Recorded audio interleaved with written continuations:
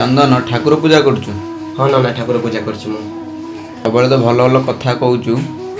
आज गोटा भल कथा पचार कहनी प्रेम भल पाइबार प्रकृत अर्थ कौन?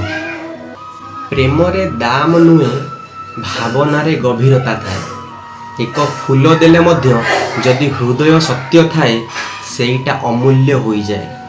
कहीं कहीं हजार दिए तथापि प्रेम मिलेनि। आउ कहीं कहीं एक बूंद पानी दिए ताधेरे समस्त जीवन भरी जाए।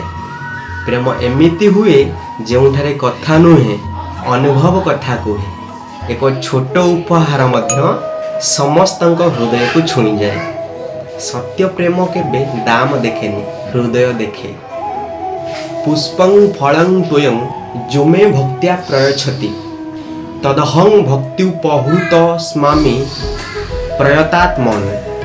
भगवान कहउचंती एठारे मो पाई बड़ उपहार कौनसी दरकार नहीं। मो पाई छोट जिनिस हेले मध्य चलिबो, किंतु भक्ति सत्य हेबा दरकार। एठारे भगवान कृष्ण कहिचंती जेउ भक्ति सहित मते एक पत्र, एक फूल, एक फल बा अल्प पानी मध्य मिले मु सेई प्रेम को स्वीकार करे। सत्य प्रेमर दाम नुहे, भावना महत्वपूर्ण। जदि प्रेम सत्य हुए छोट जिनिस मध्य बड़ हो जाए।